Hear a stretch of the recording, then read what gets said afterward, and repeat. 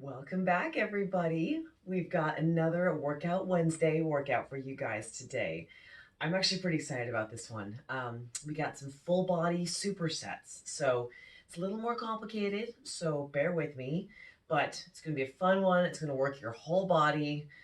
We do need some equipment here. So if you've got some things like dumbbells or kettlebells, exercise ball or Swiss ball, that's going to help really get us the best bang for our buck with this workout. So, a superset, for those of you who don't know, is when you have one exercise followed immediately by the other one, and you treat that kind of like a 1-2 punch. So, do 10 push ups and 10 sit ups, for example, and then rest. Okay, so kind of a boom, boom, rest.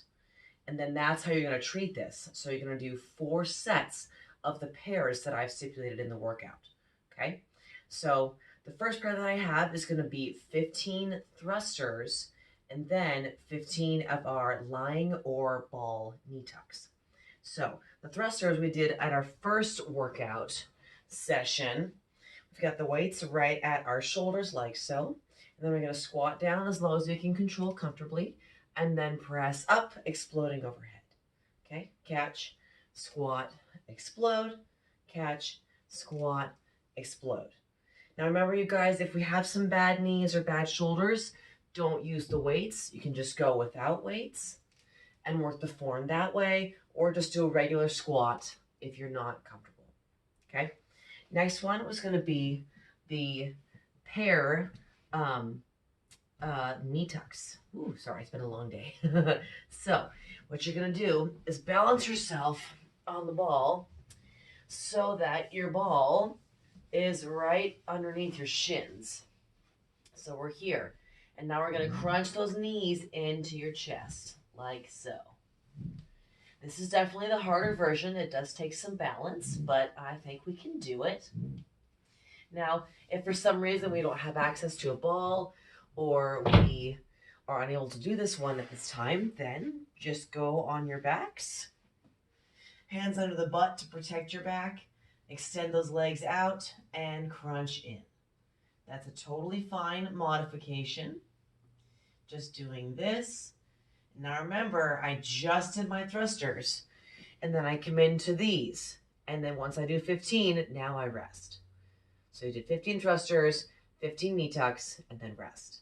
You'll repeat that 4 times. So that's how this is going to work. It's pretty fun. So the next one was the renegade rows. Okay, so the renegade rows paired up with the half to full sit-ups. So renegade rows, you've got your dumbbells right here. And now if you've got some wrist issues, I recommend being on the floor or even having some sort of assistance bars if you need. But the idea is you're going to have a wide plank stance with your feet, and then you're going to pull the bell up to your hip. Okay, so I'll go from the side here. Notice how I'm not doing this and shrugging to my shoulder. That's all trap. We don't want to work that. Working the lats down here. So pulling this and this.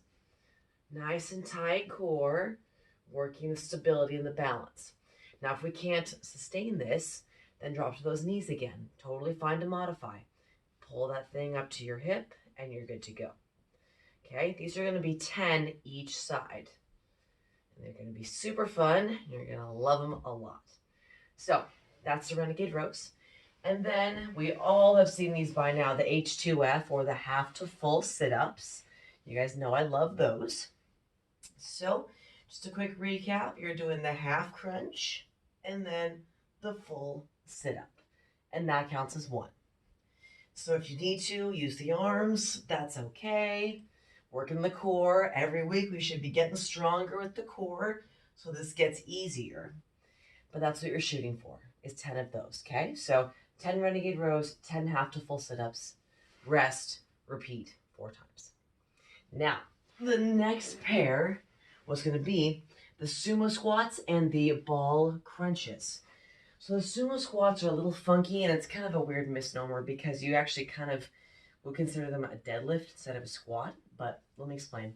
So the sumo stance is indicating a wide stance, like a sumo wrestler. Oh. So you're going to think about keeping your legs as wide as you can control without your knees having to buckle in to accommodate, okay? So if you're out here, you can't really squat like that. It's not going to work. So take maybe a step outside shoulder width. Toes are out turned about 5 to 10 degrees and start there. So you're going to be there with the weight held below your body. Really big thing here, guys. Keep that chest open and up and nice tight shoulder blades pulled back together. And then you're going to squat hinging at the hips here. So we are doing a little bit of a hinge pattern, which is a deadlift. We'll get into that in later segments. But you are still bending your knees quite a bit and keeping your chest high. So you really want to focus on keeping the knees pressing out, the core tight. And then if you can go to the ground and touch it, that's fine. If not, that's okay. Just go as far as you can control, keeping those knees out and core tight so you're not rounding your backs. Okay?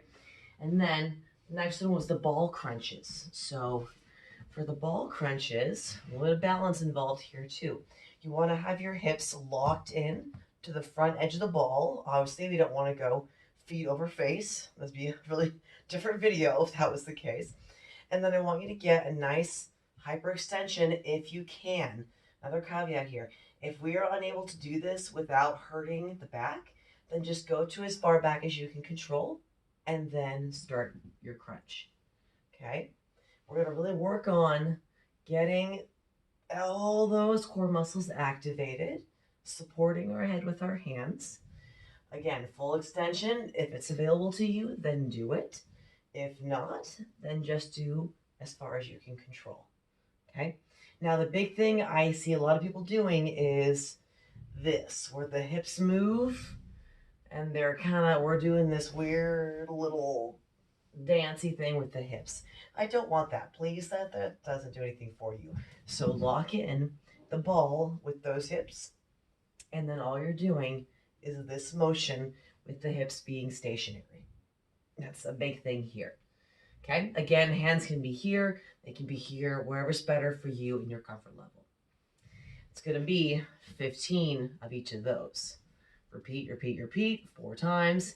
Then the last one was going to be the robot push-ups and the hollow rockers for 10. So robot push-ups are fun too. You guys will see. So it's also called a plank, up, up, down, down. And that's where you're starting out in a plank. And now again, wide stance of the feet. And you're going to start in your plank on your elbows. And you're going to press up, up, and then come down and down. And that's 1 because I'm actually a butthead like that. So up, up, down, that's 2. Up, up, down, that's 3. Notice how I'm initiating with each time the right side. So we'll do 10 on the right side and then 10 on the left side. See what I'm putting down here? That's a good one. Modify on the knees if you have to. That's totally fine as well. Just make sure that you have the nice straight line of your back with your butt again, like we've been doing before. And that's still going to keep your abs tight and get you plenty of the workout. You're going to be 10 of each of those. And then we have, I'm drawing a blank on what it was again.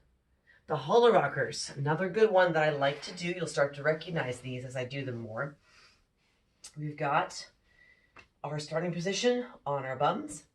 We're going to round the spine, curling that belly in, pulling the belly button into the spine, and you are just rocking, maintaining one shape of your body like a little dead cockroach on its back, rocking, keeping those shoulders off the ground the whole time. This is the easy version. If this is too easy, elongate those legs, extend those arms, and now you're a banana. Ooh, it's a good little core burn. But just do what is available to you. This workout, like all my workouts, is meant to be modified and adapted to the things that you're able to do and the goals that you want to achieve.